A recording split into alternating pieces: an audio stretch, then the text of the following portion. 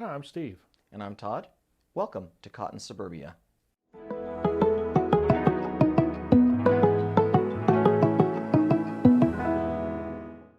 Well, Todd, Yes, Steve. it's another episode of one of our entertaining yet informative episodes of Cotton Suburbia. I hope so. So, what are we going to teach them today? Or Well, I think one of the topics that I would like to discuss today is Frontsteps versus Facebook. I think it's a good idea. You know, Frontsteps is a valuable tool I know we use here at the office I mean, the big part I think, anyway, that I find really helpful is the communication aspect. Being able to communicate with the homeowners and give them vital information regarding things that are going on in their community. I know we did one on some bulletins about when the freeze was coming in a few weeks ago to Yes. remind them to cover their faucets, and just overall communication to try to help them and go through the pitfalls of living in an HOA. Yeah, right. Some of those pains are a little pitfalling. So I think one of the things we hear a lot, I'm sure you hear it, I hear it, is, we need more ways to communicate, not only amongst ourselves, but with management and the board of directors. And so we introduced Frontsteps about a couple of years ago, maybe 2 years ago, as the platform that homeowners and associations could use to help communicate in a variety of ways. I think some of the coolest tools on Frontsteps are what you just mentioned, community bulletins that are pushed out not only by the board but the community manager. There's also other tools available, newsletters, which are great and nice to have a community committee that does newsletters that helps provide content, but also a way to pay your bill, to look for documents relative to the community. There's also statements available, financials for the community, and anything that's going on that's pertinent to the community.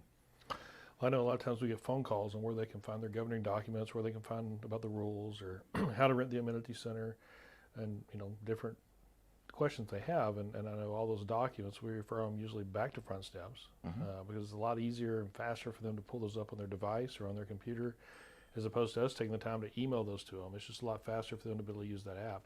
Agreed. And that's another key component.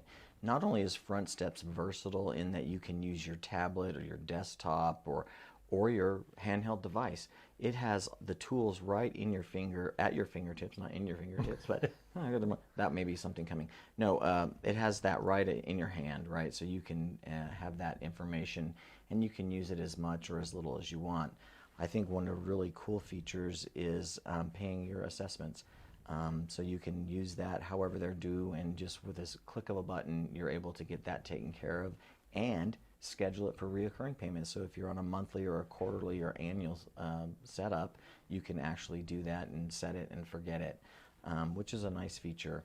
Unfortunately, there is a small convenience fee, but that's a fee charged by all banks, and this one's very, very small, but it does allow members to not to worry about it. And get it taken care of. So a question I get sometimes about Frontsteps is can homeowners talk to each other on Frontsteps? And I know that's not a feature that's allowed right now because we want to kind of keep it to where it's more information back and forth from the board of directors and the management company to the homeowners, is to not just bog down all the bandwidth and all that other computer stuff that I don't know. Yeah, so that is a really good and frequently asked question, is why, or is there a chat feature or a blog feature or a way for owners to talk to one another? And there is, but we have elected to turn that off because we want the conversations to be about board business or association business. Things like, when is the pool open, if there's a pool? Is the park accessible? Can you rent different amenities within the community, or can I use them? So I think once the product matures and homeowners and members see the value of that product, they'll realize that it is isolated to that kind of business, opposed to like a Facebook or an Instagram. So here's a question. If say a homeowner's driving around and they notice that a stop sign's been knocked over and they want to report that, can they actually take a picture and send that picture in with their communication? That's a great question. I love it. Yes. So the cool thing is they can create an email that will send to their association manager, and I'm going to get to that in a second, but they can attach a picture and a description, where it is, what they found, and report that.